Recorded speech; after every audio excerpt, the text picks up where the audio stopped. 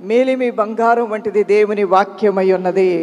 ఆ వాక్యము దేవుడు మానవ హృదయాల్లోనికి తీసుకుని వెళ్ళి వారి హృదయాల్ని మండిస్తూ ఉన్నాడు. నిజంగా దేవుని యొక్క వాక్యము హృదయాల్ని కదిలించాలి, స్పందింపచేయాలి. అలానే నిరీక్షణ ఆ హృదయంలో పుట్టించాలి.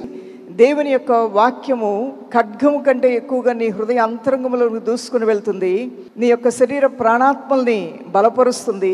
వ్యర్థతని, పాపపు ఆలోచనలను, ఆయా విధమైనటువంటి భయ ఆందోళనలను, నువ్వు ఏ చట్రంలో బిగించబడ్డావో అవి నీకు మేలుకరము కానటువంటి ఆ చట్రాలన్నిట్లో నుండి నిన్ను విడిపించగల శక్తివంతమైంది దేవుని యొక్క వాక్యమై ఉన్నది. మరి ఆ వాక్యము హృదయంలోనికి వెళ్ళినప్పుడు మన దీపాలు మండుతూ ఉంటాయి. దైవజనమా, మండుచున్న దీపము యొద్దకి పురుగులు ఏ విధంగా రావో, మండుచున్న ఆత్మీయ స్థితి కలిగిన వారి యొద్దకు దుష్టుడు రాజాలడు. దేవుని యొక్క కార్యాలు మాత్రమే వారు చూస్తూ ముందుకు సాగిపోగలుగుతారు. దైవ ప్రత్యక్షతలు మాత్రమే వారు చూస్తూ ఉంటారు. వారి జీవితాల్లో పరిశుద్ధాత్మ దేవుని యొక్క నడిపింపు బలముగా వారు పొందుకోగలుగుతారు. హానోకు దేవునితో నడిచును, దేవుడు అతన్ని కొనిపోయెను అన్నంత గొప్పగా ప్రభువుతోను నడుస్తూ ఉండగా ఆయన సంపూర్ణ చిత్తము, సంపూర్ణ ఉద్దేశములు, గొప్ప ప్రిపరేషన్, సిద్ధపాటు అనేది దేవాతి దేవుడు నీకు ఇవ్వటం ప్రారంభిస్తూ ఉంటాడు. అందుకనే భక్తుడైనటువంటి కొర్నేలి దేవునితో మంచి సహవాసాన్ని ఏర్పాటు చేసుకున్నాడు. ఒక చక్కటి ఆత్మీయ క్రమాన్ని తన ఇంట్లో కలిగి ఉండటానికి ఇష్టపడ్డాడు. ఆ క్రమం కావాలని తాను కోరుకున్నాడు. అలానే తన ఇంటి వారిని ఆ క్రమంలో నడవటానికి ప్రేరేపించాడు. ఏమిటి కొర్నేలి ఇంట్లో ఉన్న క్రమం అంటే, అతను మానక నిత్యము ప్రార్థన చేసేటువంటి వాడు. తన కుటుంబం అంతటితో కలిసి ప్రార్థన చేస్తూ ధర్మకార్యములు చేస్తూ ఉండేవాడు. అతని ఇంటికి దేవుడు దూతను పంపించాడు. ఆ దేవుని యొక్క దూత ఆ ఇంటికి వచ్చినప్పుడు ఆ దూత ద్వారా దేవుడు పంపించిన వర్తమానం ఏంటంటే, కొర్నేలి, నీ ప్రార్థనలు, నీ ధర్మకార్యములు జ్ఞాపకార్థంగా దేవుని సన్నిధిలో చేర్చబడ్డాయి. ఒక ఆత్మీయ క్రమాన్ని తన ఇంట్లో కలిగి ఉన్నాడు. ప్రార్థనా క్రమాన్ని కలిగి ఉన్నాడు. దేవుని యొక్క వాక్యం ఎవరైతే తమ హృదయంలో తీసుకొని ఆ రీతిగా జీవించటానికి రోజు కూడా పోరాడుతూ ఉంటారో, ప్రయాసపడుతూ ఉంటారో, అవలంబించుకోవటానికి ఆసక్తి కనబరుస్తూ ఉంటారో, మరి అటువంటి వారి యొక్క దీపాలు మండుతూ ఉంటాయి. కాబట్టి ఆ ఇళ్ళకి దేవుని యొక్క దూతల్ని దేవుడు పంపిస్తాడు. వారి మార్గముల్లో కాపుదల కొరకు దేవుని యొక్క సన్నిధి దూతల్ని దేవుడు పంపిస్తూ ఉంటాడు. వారి సహాయం కొరకు దేవుడు తన దూతల్ని పంపిస్తూ ఉంటాడు. మరొక ఉదాహరణ, దానియేలు భక్తుడు రోజుకు 3 మారు ప్రార్థన చేసేవాడు. మీ అందరికీ తెలిసిన విషయమే. అతని ఆత్మ దీపము మండుతూ ఉన్నది. దేవుని బిడ్డలారా, ఈరోజు మనం ఎన్ని సంవత్సరాల నుండి క్రైస్తవ జీవితంలో ఉన్నాము, మన అనుభవాలు ఎంతో గొప్పవి అనే దానికన్నా కూడా ఈరోజు నీ యొక్క ఆత్మ మండుతూ ఉందా లేదా, వెలుగుతూ ఉన్నదా లేదా, దేవుని యొక్క వాక్యపు వెలుగు నిన్ను తాకుతూ ఉన్నది లేదా, ఆ యొక్క వెలుగు ప్రభావంతో నువ్వు నడుస్తున్నావా లేదా అనేది అత్యంత ప్రాముఖ్యమైనటువంటిది. ఒకవేళ నీవు ఆరిపోతే ప్రభు నిన్ను వెలిగించాలని ఆశపడుతూ ఉన్నాడు. ఒకవేళ నువ్వు చల్లారిపోతే నువ్వు మండాలని దేవుడు ఆశపడుతూ ఉన్నాడు. ఒకవేళ నీవు భ్రమపరిచే స్థితిలోనికి వెళితే ఆ భ్రమ నుంచి నిన్ను బయటికి తీసుకుని వచ్చి ఆయన నిన్ను తిరిగి స్థిరపరచాలని ఆశపడుతూ ఉన్నాడు. ఎవరి హృదయాలైతే మండుతూ ఉంటాయో వారు దైవ కార్యాలని బలముగా వారి జీవితాల్లో పొందుతారు. వారి పరిచర్యలో వారు చూడగలుగుతారు. వారి అనుదిన జీవితంలో, వ్యక్తిగత జీవితంలో దైవ ప్రత్యక్షతలు, దేవుని యొక్క ప్రమేయం అనేది చాలా ఎక్సలెంట్గా, చాలా ట్రెమెండస్గా, చాలా వండర్ఫుల్గా వారిని నడిపించడం అనేది చూడగలుగుతారు. అవును, మేలిమి బంగారం వంటి దేవుని యొక్క వాక్యము ప్రభు నీ యొద్దకు పంపిస్తూ ఉన్నప్పుడు, పరిశుద్ధాత్మ దేవుడు నీలోనికి బలముగా దిగివచ్చి నీ హృదయాన్ని మండించాలని ఆశపడుతున్నప్పుడు నీవు కూడా సహకరించాలి. నీ సమ్మతి లేకుండా, నీ సహకారం లేకుండా ఏ కార్యము కూడా దేవుడు చేయజాలడు. భూమి మీద నీ జీవితంలో దైవ కార్యాలు ప్రారంభమవ్వాలి అంటే నీ సహకారం ఎంతో అవసరం. ఒకసారి నువ్వు దైవ వాక్కులతో సమ్మతించడం, సహకరించడం ప్రారంభించిన తరువాత నీ దీపం మండుతూ వెలుగుతూ ఉంటుంది. కాబట్టి ఇక అప్పటి నుండి మరికొన్ని విషయాల్లో నీ ప్రమేయం లేకపోయినా, నీకు తెలియకపోయినా, నువ్వు అర్థం చేసుకోవడానికి ఆలస్యమైనా దేవుడు మాత్రం తాను చేయవలసిన పనులు నీ నిమిత్తమే చేస్తూనే వెళతాడు. తుదకు నువ్వు కొంత దూరం ప్రయాణం చేసి వెనక్కి తిరిగి చూస్తే అంతా నా మంచికే జరిగింది, నా మేలుకే జరిగింది, కీడు కూడా నా దేవుడు నాకు మేలుగానే మార్చాడు.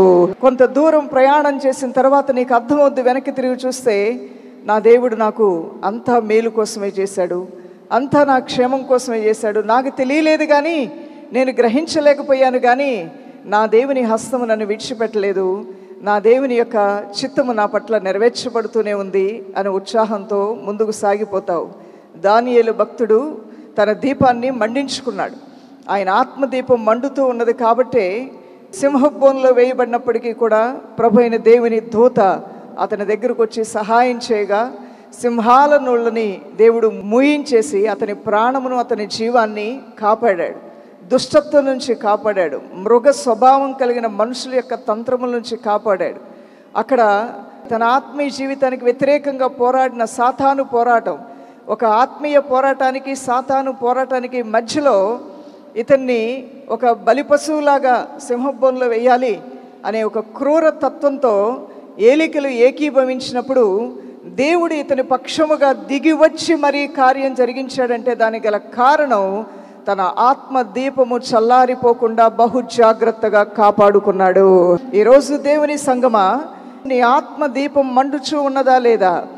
ఒకటే, నువ్వు చింత నొందన అవసరం లేదు నీ ఆత్మదీపం మండుతూ ఉంటే, నువ్వు దిగులు పడిన అవసరం లేదు నీ ఆత్మదీపం మండుచూ ఉంటే, నీవు వేదన పడిన అవసరం లేదు. నీ సమస్యలు ఎంత దీర్ఘకాల సమస్యలైనా నువ్వు చింతపడనవసరం లేదు నీ ఆత్మదీపం మండుతూ ఉంటే. మీ దిగులు పడవద్దు, మీ కష్టమును మీ నష్టమును దేవుడు మరలా తిరిగి మేలుగా మార్చబోతూ ఉన్నాడు. మీ కలిగిన ఆ యొక్క దుస్థితి, ఈరోజు మీరు వచ్చిన స్థితి మామూలు స్థితి కాదు, ఆ దుస్థితి మంచి స్థితిగా తప్పకుండా మారుతుంది. ఎందుకంటే తన దాసుడైనటువంటి యోబు ఆయన నష్టము కలిగిన దేవునితో సంబంధాన్ని కోల్పోలేదు. ఆశీర్వాదకరమైన దినాల్లో జీవించిన, ఐశ్వర్యము అనుభవించిన, ధనఘనతలు పేరు ప్రఖ్యాతులు అనేవి ఏంటో అతను కళ్ళారా చూశాడు. తులతూగినట్లుగా ఉంది అతని పరిస్థితులు. సన్మానాలేంటో సత్కారాలంటే ఏంటో ఆయన బాగా ఎరిగినవాడు. ఆయన్ని గౌరవించినటువంటి వారు ఎవరు ఆ ఊరిలో లేరు. అతనికి నమస్కరించినటువంటి వారు ఎవరూ కూడా లేరు. ఆయన శత్రువులు కూడా ఆయన ఎదుట నటించవలసిన పరిస్థితి వారికి కలిగింది, అతనికి కలిగిన ఉన్నతమైన స్థితిని బట్టి. అలాంటి యోబు అంత ఉన్నతమైన స్థితిలో ఉన్నప్పటికీ కూడా దేవుడు కోరుకున్నటువంటి నీతిని, న్యాయమును, యథార్థతను, పరిశుద్ధతను భ్రష్టు పట్టకుండా కాపాడుకున్నాడు. తన హృదయంలో పరిశుద్ధతను ప్రేమించాడు. సుఖభోగములు అధికమైనప్పుడు, ధన ఘనతలు అధికమైనప్పుడు, ఐశ్వర్యము, ఆస్తి, కలిమి, సంపద శక్తికి మించి అన్నట్లుగా ఊహకు మించిన రీతిగా విస్తరించినప్పుడు మనిషికి ఒక గొప్ప శోధన వస్తుంది. ఆ శోధన అది శరీర సంబంధమైన శోధన అయినా అవ్వచ్చు, సుఖభోగములనే శోధనైనా అవ్వచ్చు, లేదంటే గర్వము అహంకారములైన పడిపోయే అవకాశం కూడా లేకపోలేదు. వీటన్నిటి వైపు కూడా యోబు ఏమాత్రము కూడా వెళ్లకుండా, బలహీనమైపోకుండా నీతివంతుడిగా, న్యాయవంతుడిగా, యథార్థవంతుడిగా దేవుని కొరకు జీవించాడు.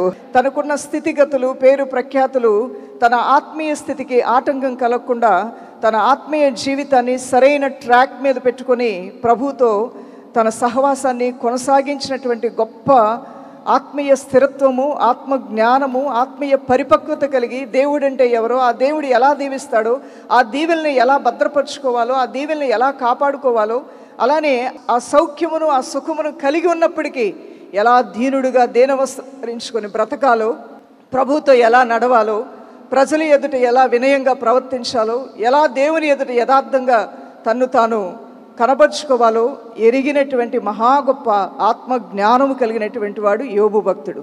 అలాంటి యోబు భక్తుడికి శ్రమ, కష్టము ఉన్నపాటున వచ్చినప్పటికీ కూడా ఆ సమయంలో కూడా ఒకే ఒక్కటి అతను చేసింది, తన ఆత్మ దీపము ఆరిపోకుండా చూసుకున్నాడు.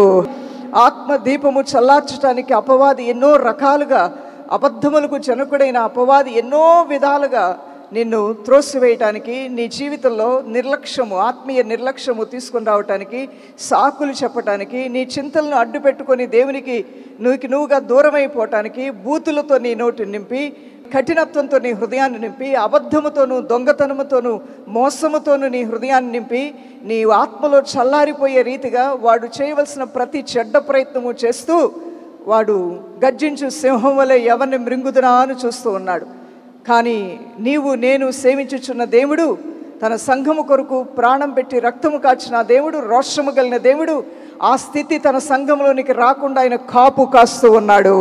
తన వాక్యముతోనూ తన పరిశుద్ధాత్మ కార్యములతోనూ తన ఉపదేశములతోనూ అభిషేకించబడిన తన సేవకుల్ని బలమైనటువంటి ఆత్మ ప్రేరేపణకు లోను చేసి ఆయన తన సంఘ దీపాన్ని, నీ ఆత్మ దీపాన్ని ఆరిపోకుండా కాపాడుతూ ఉన్నాడు. ఆత్మలో వర్ధిల్లటం ఏంటి? నీ దీపం ఆరిపోకుండా చూసుకోవటమే. ఆత్మలో వర్ధిల్లేవాడు అన్ని విషయాల్లో ఏం చేస్తాడంట? వర్ధిల్లుతాడంట. ఆత్మలో వర్ధిల్లేవాడు అన్ని విషయాల్లో వర్ధిల్లటం అంటే ఆ దీపం ఆరిపోకుండా నువ్వు భద్రపరచుకో అని ప్రభు నీకు చెప్తూ ఉన్నాడు. ఆ దీపం ఆరిపోయే పరిస్థితి నీకు వచ్చిందా? ఆ దీపం ఆరిపోయిందా? ఇప్పటికే పైకి భక్తి కలిగి ఉన్నావు కానీ మరి ఆ శక్తిని ఆశ్రయించినటువంటి స్థితిలో ఉన్నావా? దేవుడంటే నాకెంతో ప్రేమ అంటున్నావు కానీ క్రియలు లేని ప్రేమగా నీ ప్రేమ కొనసాగుతూ ఉందా? నీవు సారము కలిగి ఉన్నాను అనుకుంటున్నావు కానీ నిస్సారమైన స్థితి, హృదయంలో ఎడారి లాంటి స్థితి, ఆరిపోయిన స్థితి, బీడుబారిన స్థితి నువ్వు కలిగి ఉన్నావా? అంటే నీ ఆత్మ దీపము గుడ్డి దీపంలాగా ఎప్పుడు ఆరిపోతుందో కూడా తెలియని పరిస్థితిలో నీ ప్రమేయం లేకుండానే నీ దీపం ఆరిపోవటానికి సిద్ధపడిందేమో దేవుని బిడ్డ. అలాంటి వారి దీపాలని మండించడానికి పరిశుద్ధాత్మ దేవుడు పడుచున్న ప్రయాస గొప్పది దైవజనమా. అందుకని అపోస్తలుడైన పౌలు అంటున్నాడు, ప్రయాసపడేది నేను కాదు కానీ ఎవరంట? అవును, క్రీస్తు ప్రభు యొక్క ప్రేమే, ఆయన కృపే ఆయన కొరకు ప్రయాసపడుతూ ఉన్నది. ఎన్నోసార్లు కృంగిన స్థితి, ప్రవక్తలు, అభిషక్తులు, major prophets, minor prophets, anointed prophets, anointed God servants ఎన్నోసార్లు వారు నిరుత్సాహానికి లోనయ్యారు, డిప్రెషన్కి లోనయ్యారు. బలవంతుల్లాగా వారు కొన్ని సందర్భాల్లో కనబడ్డారు, కొన్ని సందర్భాల్లో వారు అల్పుల్లాగా మారిపోయారు, అల్పమైన స్థితికి వెళ్ళిపోయారు, భయం అనే ఉచ్చులోకి వెళ్ళిపోయారు, నిరుత్సాహ నిస్పృహల్లోనికి వారు వెళ్ళిపోయారు. అలాంటి సమయంలో దేవుని ఆత్మ ఒప్పుకోలేదు వారు అలా ఉండటానికి. ఎలియా నువ్వు అలా ఉండకూడదు, ఎలీషా నువ్వు అలా ఉండకూడదు, పౌలా నువ్వు అలా ఉండకూడదయ్యా, నీ ఆత్మ దీపము మండుతూనే ఉండాలి, నువ్వు 10 మందిని మండిస్తూనే ఉండాలి, ఇదిగో నేను చెప్పింది ఈ విధంగా చెయ్యి అని వారు ప్రభుతో ముఖాముఖిగా వారు మాట్లాడే ఆ పరిస్థితులను దేవుడు తీసేసుకున్నాడు. ముఖాముఖి సొలొమోను దేవుని సన్నిధిలోంచి తప్పిపోతూ ఉంటే ముఖాముఖిగా దేవుడు మాట్లాడటానికి దిగొచ్చేశాడు. సొలొమోనా, నువ్వు నా కుమారుడివి, దావీదు యొక్క సింహాసనాన్ని స్థిరపరుస్తానని నేను మాట ఇచ్చాను. ఈ రోజున అన్య జనాంగం యొక్క అపవిత్రమైన ఆచారాల వైపు, పారంపర్య కార్యక్రమాల వైపు వెళ్ళి నిన్ను అపవిత్రపరుచుకుంటున్నావు, నువ్వు ఇక తగదు. నీ ఆత్మదీపం చల్లారిపోతే దుష్టుడు ప్రవేశిస్తాడు. నీ ఆత్మదీపం మండినంత కాలం నువ్వు బాగానే ఉంటావు, ఆరిపోతే నష్టపోతావు. ఆరిపోతే అపవాది, అంధకారము, చీకటి, లోకము నిన్ను త్రోసివేయటానికి, నిన్ను పడవేయటానికి, నిన్ను లాగివేయటానికి సిద్ధంగా ఉన్నాయి. సొలొమోనా, నా కుమారుడా, వద్దు, నువ్వు ఆ స్థితిలోనికి వెళ్ళొద్దు అని ప్రభు ఆత్మ అతన్ని గద్దించినట్లుగా మనం చూస్తూ ఉన్నాం. ఏలియా నిస్పృహతో, నిరుత్సాహంతో, ఏలియా నువ్వు గొప్ప సేవకుడువయ్యా, ఇలా నువ్వు నిస్పృహకులోనే నేను చచ్చిపోతే బాగుండని నువ్వు అనుకోవటం ఏంటి? నువ్వు అలా అనుకోవద్దు నాయనా, నీవు మండుతూనే ఉండాలి. ఇంతకన్నా ఎక్కువ శ్రమలే నీకు వచ్చాయి నీకు తెలుసా? ఇంతకన్నా ఎక్కువ ఒత్తిళ్లే నువ్వు ఎదుర్కొన్నావు నీకు తెలుసా? దేశమంతా వ్యతిరేకంగా నీకున్నా నువ్వు ఎందుకు బలవంతుడిగా ఉన్నావో తెలుసా? నీ దీపం మండుతూ ఉండడం వలన నువ్వు ఉండగలిగావు. నీ దీపం మండుట వలన ఏ స్థితినైనా నువ్వు జయించగలిగావు. అందుకనే దేవుని యొక్క వాక్యం తెలియజేస్తుంది, నాలో ఉన్నవాడు ఈ లోకంలో ఉన్నవాడి కన్నా గొప్పవాడు. 1 యోహాను రాసిన పత్రిక 4వ అధ్యాయము 4వ వచనంలో చూస్తే, మీలో ఉన్నవాడు ఈ లోకంలో ఉన్నవాని కంటే గొప్పవాడు గనుక మీరు వారిని జయించి ఉన్నారు. దేవునికి స్తోత్రం కలుగును గాక. దేవుని సంగమా, ఈరోజు మనం అన్నిటినీ జయించామని దేవుడు అంటున్నాడు. అయినా నీ జీవితంలో కొన్ని జయించలేకపోవటానికి గల కారణం ఏంటి? ఓడిపోవటానికి గల కారణం ఏంటి? కొన్ని విషయాల్లో ఇంతకన్నా పెద్ద సమస్యలే, ఇంతకన్నా పెద్ద పోరాటాలే, ఇంతకన్నా పెద్ద విభేదాలే, ఇంతకన్నా భయపెట్టేటువంటి వార్తలే నువ్వు విన్నా నువ్వు కదల్చబడినటువంటి కొండవలే, ఆ బండ మీద కట్టబడినటువంటి ఇల్లు వలె స్థిరముగా చాలా సందర్భాల్లో నువ్వు ఉన్నావు. దానికి గల కారణం ఏంటో తెలుసా దేవుని బిడ్డ? నీలో దేవుడు మండించిన ఆత్మ బలము, ఆత్మ దీపము, ప్రభుతో నువ్వు కలిగి ఉన్న అన్యోన్యమైన సహవాసము ఈ లోకంలో దేనికి భయపడకుండా నిన్ను నిలబెట్టింది. ఎందుకంటే దేవుని ఆత్మకి భయము లేని ఆత్మ దైవాత్మ, పిరికితనం లేని ఆత్మ పరిశుద్ధాత్మ. ఆయనలో పిరికితనం లేదు, ఆయనలో భయం లేదు. ఎలాంటి స్థితినైనా ఆయన ఎదుర్కొని ఆయన నోటి మాటతో సముద్రాన్ని గద్దించిన దేవుడు, నోటి మాటతో చీకశక్తులు దురాత్మలు గద్దించిన దేవుడు, నోటి మాటతో ఆయన సకల వ్యాధి రోగములతో ఉన్న ప్రజలను స్వస్థపరిచినటువంటి దేవుడు. ఆయన గద్దిస్తే సముద్రాలు కూడా నిమ్మళమైపోయాయి. ఆయన ఒక్క గద్దింపే, ఆయన స్వర పేటికలో నుండి స్వరము వస్తూ ఉండగానే సముద్రపు అడుగు భాగాలు కూడా గడగడగడ వణికిపోతూ ఉంటాయంట. మృగరాజు అయినటువంటి సింహం గడగడ వణికిపోతూ ఉంటుంది. అడవిలో ఉన్న మృగాలు దేవుని స్వరాన్ని వింటాయి, సూర్యచంద్ర నక్షత్రాలు దేవుని యొక్క స్వరాన్ని వింటాయి. ఆ స్వరము వింటాదని యెహోషువకి తెలుసు కాబట్టే ఆయన సూర్యుడికి చంద్రుడికి ఆజ్ఞాపించేశాడు, యుద్ధం ముగించేంత వరకు కూడా వెలుతురు ఉండాలి. ఈ లోక యాత్ర ముగించేంత వరకు వెలుతురు నీ గుండెల్లో నా గుండెల్లో మండించబడును గాక. అవును, మన గుండెల్లో వెలుతురు ఉన్నంత కాలం ఎన్ని యుద్ధాలైనా నీ జీవితంలోకి రావచ్చు, ఎన్ని సమస్యలైనా నీ జీవితంలోకి రావచ్చు, ఎన్ని ఆటంకాలైనా నీ జీవితంలోకి రావచ్చు, అన్నిటి నువ్వు యేసు నామములో జయిస్తావు దేవుని బిడ్డ.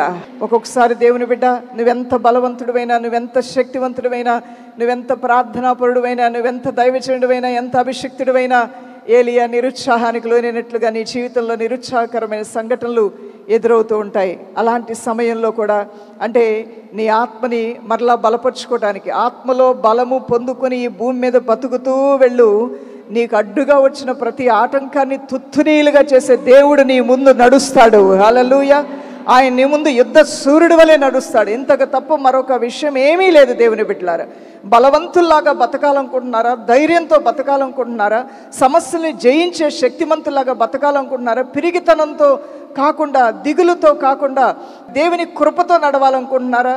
అవన్నీ నడవాలంటే మీలో బలవంతుడిని నువ్వు కలిగి ఉండాలి. ఆ బలవంతుడిని నీలోనికి తీసుకుని రాగలిగింది దేవుని యొక్క సహవాసము, దేవుని యొక్క వాక్యము, పరిశుద్ధాత్మ యొక్క సన్నిధి ఉన్నది. దేవుని యొక్క వాక్యంలోంచి కొన్ని విషయాలు మనం తెలుసుకుందాం. నీ ఆత్మీయ దీపమును నువ్వెప్పుడు మండించుకుంటూనే ఉండు. నీ జీవితంలో మేలును చూడబోతూ ఉన్నావు. ఆయన సన్నిధి ఎల్లప్పుడూ మనతోనే ఉంటుందని ప్రభు వాగ్దానం చేసినా ఎందుకు ఆయన సన్నిధి నువ్వు అనుభవించలేకపోతున్నావు? ఆయన మన పట్ల ఆశ్చర్యకార్యాలు జరిగిస్తాడని చెప్పినా ఎందుకు నీ జీవితంలో కొన్ని కార్యాలు జరగకుండా ఆగిపోతూ ఉన్నాయి? దానికి గల కారణం నీవు ఇంకా ప్రభువులో బలహీనుడిగా ఉన్నావేమో. ఆయన కోరుకున్నంత, సాతాన్ని జయించేంత ఆ యొక్క విశ్వాస పరిణామము నీలో ఇంకా సంపూర్ణం అవ్వలేదేమో దేవుని బిడ్డ. ఆ సంపూర్ణత కొరకు నువ్వు వెతుకులాడు, ఆ పరిపూర్ణత కొరకు నువ్వు వెతుకులాడు. నీ ఆత్మీయ జీవితంలో ఎలా ఉన్నావో నీ గదిలోనికి వెళ్ళి నిన్ను నీవు అర్థంలాగా నీ మనస్సాక్షితో నువ్వు మాట్లాడుకో. నీవేమై ఉన్నావో, నువ్వెవరై ఉన్నావో నీ మనస్సాక్షి నీతో మాట్లాడుతుంది, నీ దేవుడు నీతో మాట్లాడతాడు. ఆ బలహీనతల్లోంచి నువ్వు మోకాళ్ళ ప్రార్థన అనుభవం ద్వారా బయటికి రాగలిగితే నీ కళ్ళల్లో నిశ్చయిత ఉంటుంది, నీ హృదయంలో నిశ్చయిత ఉంటుంది, నీ చేసే పనుల్లో నిశ్చయిత ఉంటుంది. నీ వెళ్ళు ప్రతి స్థలములోనికి నీ దేవుడు వచ్చి నిన్ను ఆశీర్వదించడం ప్రారంభిస్తాడు. ఇక్కడ దేవుని యొక్క మాటలు చాలా అద్భుతమైన మాటలు, వాగ్దానంతో కూడిన ఆశీర్వాదకరమైన వాక్కులే ఉన్నాయి. ద్వితీయోపదేశకాండం 31వ అధ్యాయము 6వ వచనం మనం చూద్దాం. భయపడకుడి, వారిని చూచి దిగులు పడకుడి, నీతో కూడా వచ్చేవాడు నీ దేవుడైనా యెహోవాయే, ఆయన నిన్ను విడువడు, నిన్ను ఎడబాయడు. అంటే దేవుడు మనల్ని విడువడు, ఎడబాయడు. అయినా మనం ఎందుకు భయాలతో ఉంటున్నాం, ఎందుకు దిగులతో ఉంటున్నాం, ఎందుకు చింతలతో ఉంటున్నాం? ప్రభు అన్నాడు, భయపడవద్దు, దిగులు పడవద్దు. అయినా నీ గుండెల్లో దిగులు అలా ఉచితంగా వచ్చేస్తుంది. భయము, చింత, కలత అన్నీ నిన్ను ఆవరిస్తూ ఉన్నాయి. దానికి గల కారణం ఏమిటో నీకు తెలుసా? నువ్వు తెలుసుకోవాలి దేవుని బిడ్డ. నీ ఆత్మీయ దీపం మండించబడకుండా నిన్ను ఒత్తిడికి లోంచేస్తూ ఉన్నాయి. నిన్ను ఆత్మీయ జీవితంలో ఎదగకుండా నీ యొక్క అమాయకత్వము, నీ అజ్ఞానము, నీ నిర్లక్ష్యము, దేవుని మాటల్ని గ్రహించుకునే విషయంలో ఆలస్యం అవుతూ ఉందేమో.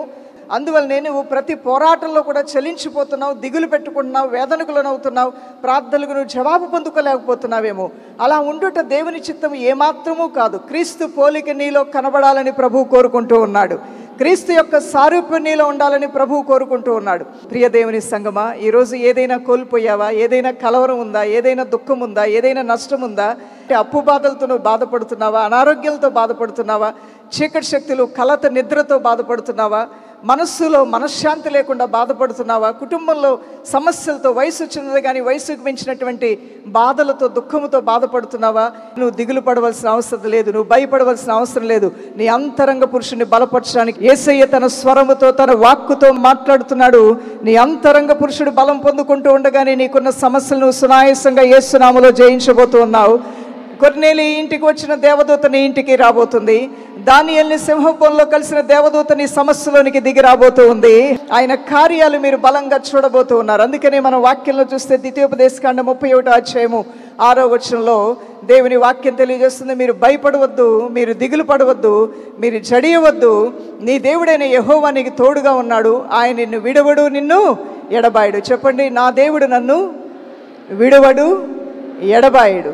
నేను దిగులు పడను, నేను భయపడను, అయితే నా ఆత్మను బలపరుచుకుంటాను, దేవునితో నా సహవాసాన్ని స్థిరపరచుకుంటాను, ప్రభు మార్గములో నేను నడుస్తాను, ఇది నా స్థిర నిశ్చయమై ఉన్నది.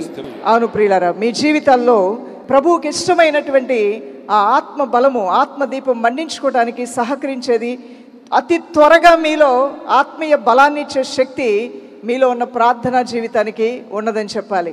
ఆ ప్రార్థన ఎలాంటి ప్రార్థనలు అయితే మరి మిమ్మల్ని దేవునికి అత్యంత దగ్గరగా చేస్తాయంటే, మొదటిగా మీరు రాసుకోండి, ఒకవేళ రాయాలనుకుంటే, లేదా వినండి. 145వ కీర్తన 3వ వచనం, ప్రకటన గ్రంథం 4వ అధ్యాయము 11వ వచనం. మొదటిగా ప్రేయర్ ఆఫ్ ఎడోరేషన్, దేవుణ్ణి ఆరాధించే వారి జీవితాల్లో దేవుని యొక్క బలమైన కార్యాలు జరుగుతాయని వాక్యం తెలియజేస్తుంది. రెండవదిగా ప్రేయర్ ఆఫ్ థ్యాంక్స్ గివింగ్, కృతజ్ఞత ప్రార్థన ఎవరైతే కలిగి ఉంటారో సనగకుండా, అంటే కృతజ్ఞత కలిగిన వారు కొన్నిటిని తప్పించుకోగలుగుతారు. ఏంటి తప్పించుకోగలుగుతారు? సణుగుట, గొణుగుట, అసంతృప్తి, ఎప్పుడూ కూడా అశాంతి, ఎప్పుడూ కూడా నీరసం, నిరుత్సాహ మాటలు, ఇవన్నీ కూడా నీలోంచి తరిమి కొట్టగలిగే శక్తి కృతజ్ఞత ప్రార్థనకుంది. దావీదు ఆయన దేవునిలో ఎన్నికలోనికి రావడానికి గల కారణం, ఆరాధకుడు, ఆత్మతో సత్యంతో దేవుని ప్రేమతో ఆరాధించేవాడు. ఎవరో చూడాలని, ఎవరో వినాలని, ఎవరో నీ పాట బాగుందనాలనే మనస్తత్వం అతనికి ఏమాత్రం ఉండేది కాదు. ఆ దేవుడు వినాలి, దేవుని కనపరచాలి, నా దేవుని ఎంత ఆరాధించినా తక్కువే అనుకుంటూ అలాంటి చక్కటి ఆరాధనలు దేవునికి సమర్పించేవాడు. అలానే కృతజ్ఞతలు దేవునికి చెల్లించేవాడు. ప్రభు గత జీవితంలో చేసిన కార్యాలని జ్ఞాపకం చేసుకుంటూ తన ముందు ఉన్నటువంటి గొలియాతి లాంటి సమస్యలు కూడా సునాయాసంగా చిటిక వేసినట్టుగా జయించి ముందుకు దూసుకుని వెళ్ళగలిగాడు. అన్నలకు అర్థం కాలేదు ఎలా వీడు జయించాడని, అక్కడున్న మిలిటరీ వాళ్ళకి అర్థం కాలేదు ఇతను ఎలా జయించాడని, రాజుకు మతిపోయింది ఎలా ఇతను జయించాడని. ఎలా జయించాడో తెలుసా? ఆయనలో ఉన్న ఆత్మ బలముతో జయించాడు. దేవుడిచ్చినటువంటి శక్తితో, అభిషేకముతో బహుధైర్యంగా ముందుకి దూసుకుని వెళ్ళి జయించడానికి కారణం, ఇతనిలో ఇంత శక్తి ఎలా వచ్చింది? థ్యాంక్స్ గివింగ్, కృతజ్ఞత ఎప్పుడూ కూడా దేవునికి కలిగి ఉండేవాడు. దేవుని మాటలు కఠినమైనవి కాదు, ఆయన ఆజ్ఞలు మనం పాటించలేనంత ఘోరమైనవి, కఠినమైనవి అంతకన్నా కాదు. మామూలు సామాన్యుడు మొదలుకొని సామంతుడి వరకు ప్రతి ఒక్కరూ కూడా, విద్య లేని పామరుడు మొదలుకొని విద్య కలిగిన ప్రతి ఒక్కరూ కూడా ఆయన ఆశీర్వాదాలు పొందుకోవడానికి ద్వారాలు తెరిచే ఉంచాడు యేసునాథుడు. ఆయన సన్నిధి నీలోనికి బలముగా రావాలంటే, మూడవదిగా prayer of confession and repentance, ఒప్పుకోలు ప్రార్థన. 51వ కీర్తన 10వ వచనం మనం చూసినట్లయితే, create in me a clean heart O God and renew a right spirit within me అని ప్రార్థన చేస్తున్నాడు.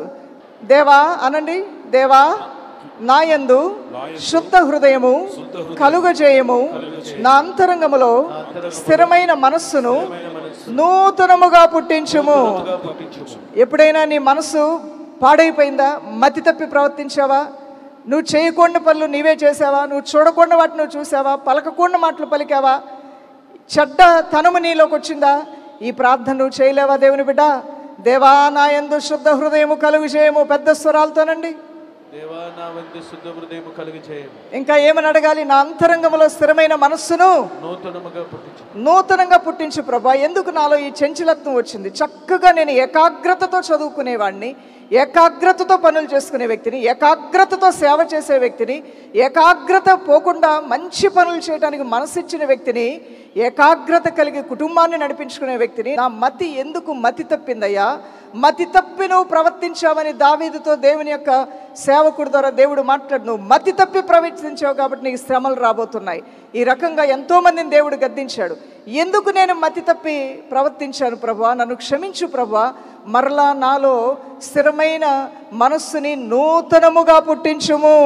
చెప్పండి, నాకు స్థిరమైన మనస్సును నూతనముగా పుట్టించు. మతి తప్పి ప్రవర్తించానేమో, ఏకాగ్రత కోల్పోయానేమో, నన్ను క్షమించు ప్రభువా. ఈ రీతిగా దైవజనమా దేవుని సన్నిధిలో నువ్వు మొరపెట్టుకోవటం అనేది నీ జీవితంలో ఒక అలవాటుగా మార్చుకోవాలి. శుద్ధ హృదయం కోసం నువ్వు దేవుని సన్నిధిలో ప్రార్థన చేయాలి. ఈ ప్రార్థనలు చేసేవారంటే యేసయ్యకి ఇష్టం. వారిని ఎన్నడూ విడిచి ఆయన వెళ్ళడు. కనుపాపవలే ఆయన వారిని కాపాడుతూ ఉంటాడు. కంటి రెప్పవలే కాపాడుతూ ఉంటాడు. కునుకక నిద్రపోకుండా కాపాడుతూ ఉంటాడు. మన దేవుడు మనల్ని విడవడు, ఎడబాయుడు. అవును దైవజనమా, ఏ దేవుడినైతే నువ్వు ప్రేమిస్తున్నావో ఆ దేవుడు నిన్ను విడవడు, ఎడబాయుడు. ముదిమ వచ్చే వరకు, తల వెంట్రుకలు నెరే వరకు నేను ఆయన ఎత్తుకొంచి నడిపించి ఆ దేవునికి నీ జీవితాన్ని సమర్పిస్తానంటే మీ చేతులు పైకెత్తండి, ప్రార్థన చేద్దాం. ప్రభువా నా తండ్రి, నీకే కృతజ్ఞతా స్తోత్రములు చెల్లిస్తున్నాను నాయన. నిన్ను ఆరాధించేవారుగా, నీ సన్నిధిలో కృతజ్ఞతలు చెల్లించేవారుగా, అయా ఒప్పుగోలు ప్రార్థన చేసేవారుగా, శుద్ధ హృదయము కలిగి ఉండేవారుగా, నీ చిత్తానికి తాము అప్పగించుకునేవారుగా, విజ్ఞాపన ప్రార్థన చేసేవారుగా, మార్పును కోరుకునేవారుగా, ఆత్మీయ తోపు కణువలు ధరించుకున్నవారుగా, దేవుని హృదయాన్ని సంతోషపరచాలని తపన తృష్ణ కలిగిన వారుగా, విశ్వాసమును, నిజాయితీని, వినయమును, శుద్ధ హృదయమును వారి జీవితంలో ఎల్లప్పుడూ కలిగి ఉండి నీ సముఖంలోంచి వచ్చే శ్రేష్టమైన ఆశీర్వాదములనైనా వారి జీవితాలను ఎవరైతే సమర్పించుకొని ప్రార్థన చేస్తున్నారో వారికి విడుదల ఇవ్వమని అడుగుతున్నాను నాయన. వారిని స్వస్థపరచమని అడుగుతున్నాను ప్రభువా. వారి కుటుంబాల్లో జయము దయచేయమని అడుగుతున్నాను నాయన. వారి కలవరానికి, కలతకు కారణమైన ప్రతి సమస్య వారి నుండి తొలగిపోవును గాక యేసునామములో, విడిపించబడుదురు గాక యేసునామములో. ఈ దినము మొదలుకొని ప్రతిరోజు కూడా వారి జీవితాల్లో నీ స్పర్శను, నీ స్వస్థతను, నీ కృపను, నీ నడిపింపును వారు చూడాలి ప్రభువా. అయా మునిపెన్నడు నేను గ్రహించలేని రీతిగా దేవుని కార్యాలను గ్రహిస్తున్నానని ఈ ప్రజలు చెప్పాలి నాయన. ఎన్నడూ చూడని కార్యాలు నా జీవితంలో, నా కుటుంబంలో నేను చూస్తున్నానని ప్రజలు చెప్పాలయ్యా. ఎవరెవరైతే ఏ ఏ విషయాల కొరకైతే ప్రార్థన చేసి నీ సన్నిధిలో మొరపెట్టుకున్నారో ఆ ప్రార్థనలన్నింటినీ నువ్వు ఆలకించున్నావు నాయన. వారి తీర్మానము, వారి నిర్ణయము నువ్వు ఆలకించావు నాయన. ఏ రీతిగా వారిని సన్నిధిలో సమర్పించుకున్నారో నువ్వు చూసావు నాయన. నిశ్చయముగా నా తండ్రి నువ్వు మేలు చేయను ఉద్దేశించి ఉన్నావు. అటు మేలు ఎవరైతే పొందగోరి ఉన్నారో వారికి ఆ మేలు వచ్చును గాక. యేసు నామములో ఆ మేలు మీరు పొందుదురు గాక. దీవించి బలపరిచి నీ కృపిచ్చి నడిపించమని యేసుక్రీస్తు శక్తిగల నామములో ప్రార్థించి వేడుకొంచున్నాం మా ప్రియ తండ్రి. ఆమేన్.